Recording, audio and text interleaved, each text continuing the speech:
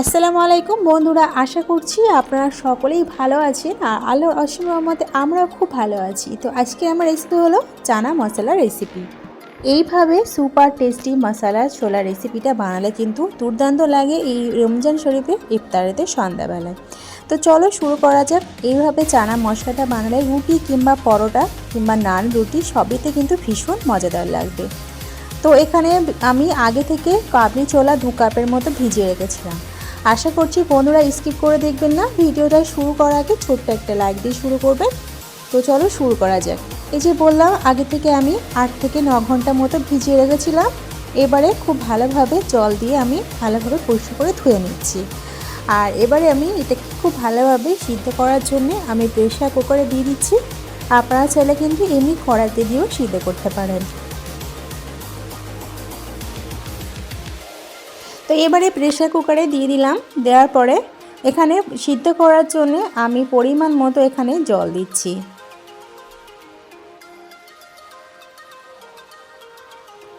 জল দেওয়া হয়ে গেছে। আমি কাবলি ছোলা থেকে একটুখানি উপরে আছে জল, এইভাবে সিদ্ধটা করে নিচ্ছি।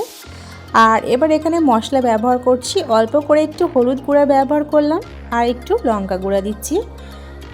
আর এখানে ব্যবহার করছি স্বাদ মতো লবণ। এবারে প্রেসার কুকারে ঢাকনাটা বন্ধ করে দিয়ে আমি সিদ্ধ করে নিচ্ছি। এখানে আমি 3টে সিটি মেরেছিলাম। তো আমার ভিডিও যে যেখান থেকে পারছেন দেখছেন দেশ বা বিদেশে বাইরে, তাদেরকে অসংখ্য অসংখ্য ধন্যবাদ আমার এই আজকে চানা মশলাটা দেখার জন্য। তো এখানে ভালোভাবে কিন্তু আমার কাবুলি ছোলাগুলো সিদ্ধ হয়ে গেছে। এবার আমি রান্নাতে চলে যাই। গ্যাসের চুলাতে একটা আমি কড়াই বসিয়ে দিয়েছি। এবারে এখানে আমি বেশ কিছুটা সরিষার তেল ব্যবহার করছি। আপনারা চাইলে কিন্তু রিফাইন তেল দিয়েও রান্নাটা করতে পারেন।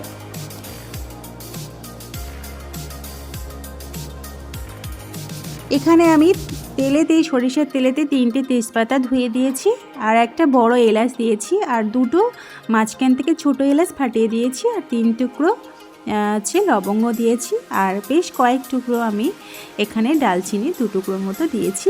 এবারে তেলের সঙ্গে একটু 2 মিনিটের মতো একটু গরম মশলাগুলো একটু নাড়াচাড়া করে ভাজা করে নিচ্ছি। এবার আমি আগে থেকে কিন্তু পেঁয়াজ কেটে রেখেছিলাম। এখানে কিন্তু পেঁয়াজটা একটু বেশি লাগে। আমি 4টে পেঁয়াজ ব্যবহার করেছি মিডিয়াম সাইজে। সেই পেঁয়াজ কুচিগুলো এখানে দিয়ে দিচ্ছি তেলেতে। দেওয়ার পরে খুব ভালোভাবে তেলের সঙ্গে পেঁয়াজটা ভাজা করে নেব। তো আমার চ্যানেলে যারা নতুন, তোমাদের যদি আজ থেকে রেসিপিটা ভালো লেগে থাকে আর আমাকে যদি বন্ধু করতে চাও তাহলে প্লিজ সাবস্ক্রাইব করে পাশে থাকার অনুরোধ রইল। তো এবারে তেলের সাথে পেঁয়াজগুলো একটু লাল লাল করে নিচ্ছি। তো এখানে দেখতে পাচ্ছেন পেঁয়াজের কালারটা চলে এসছে, লাল হয়ে গেছে।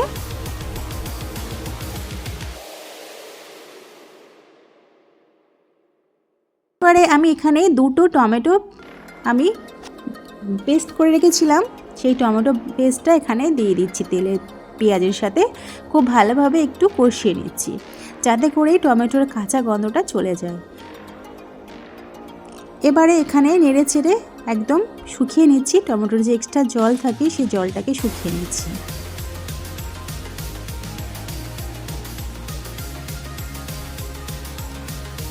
তো দেখতে পাচ্ছেন একদম তেল ছেড়ে দিয়েছি। টমেটো কিন্তু পারফেক্টলি কিন্তু ভালোভাবে কষানো হয়ে গেছে। আর টমেটো কিন্তু ভালোভাবে কষাতে হবে, নাহলে কিন্তু তরকারির কিন্তু টেস্টটা ঠিকমতো ভালো আসবে না। এবার আমি বাটা মশলা ব্যবহার করছি। আদা রসুন বাটা দিচ্ছি 1 চামচের মতো। আবারও কিছুক্ষণের জন্য একটু কষিয়ে নিচ্ছি যাতে করে আদা রসুনের কাঁচা গন্ধটা চলে যাওয়ার জন্য। তো এখানে 1 থেকে 2 মিনিটের মতো একটু ভেজে নিয়েছি। দেখতে পাচ্ছেন পুরোপুরি আমার ভাজা হয়ে গেছে আদা রসুন বাটাটা। এবার এখানে আমি আজকে কিন্তু পুরো রান্নাটাই করছি বাটা মশলা দিয়ে।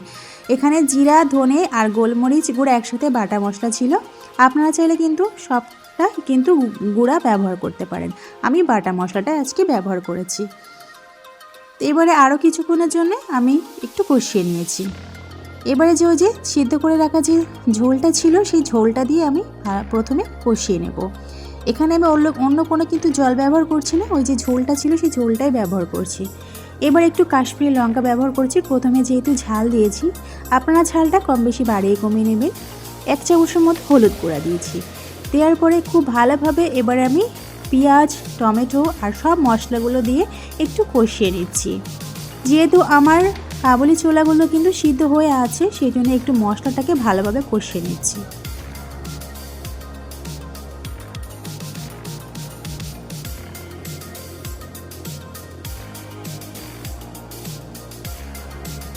তো মশলাটা ভালোভাবে কষানো হয়ে গেছে, আরও কিছুটা আমি এখানে জল দিয়ে ব্যবহার করছি। জল দিয়ে আবারও কিছুক্ষণের জন্য একটু মশলাটা কষিয়ে নিচ্ছি। এতে করে কিন্তু মশলাগুলো কিন্তু গ্রেভি গ্রেভি হয়ে যাবে আর খেতে কিন্তু অনেক ভালো লাগবে। তো পুরোপুরি ভালোভাবে কিন্তু আমার কষানো হয়ে গেছে। এবারে আমি কাবুলি ছোলাগুলো দিয়ে দিচ্ছি। দেওয়ার পরে খুব ভালোভাবে মশলার সাথে আমি মাখিয়ে নিচ্ছি।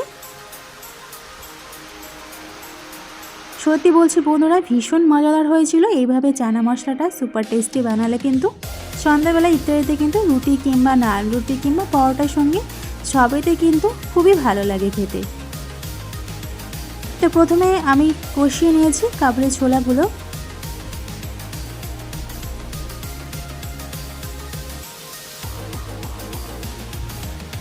তো এখানে আমার কাবুলি ছোলাগুলো কষানো হয়ে গেছে। দেখতে পাচ্ছেন পুরোপুরি একদম শুকিয়ে গেছে, একদম তেল ছেড়ে দিচ্ছে।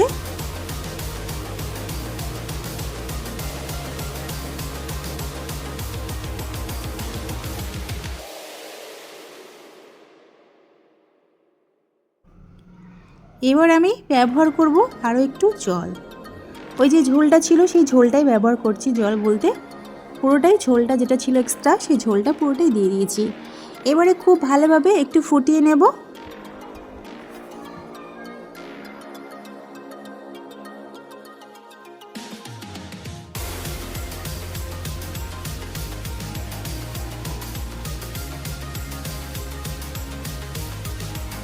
এবারে আমি ঢাকনা চাপা দিয়ে আমি 10 মিনিটের মতো রান্নাটা করে নিচ্ছি।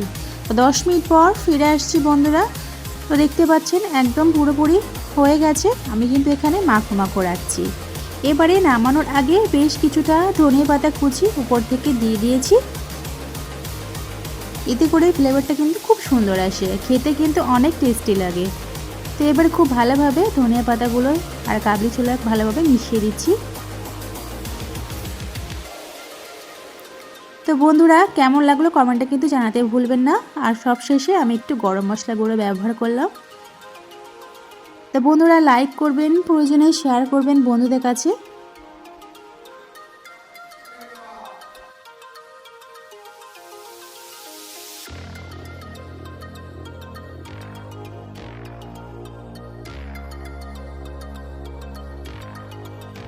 আজকে এই পর্যন্ত, আবার অন্য এক রেসিপি নিয়ে আপনাদের সঙ্গে হাজির হব। তো বন্ধুরা সুস্থ থাকবেন, ভালো থাকবেন আর নিজেদের খেয়াল রাখবেন। খুদা হাফেজ।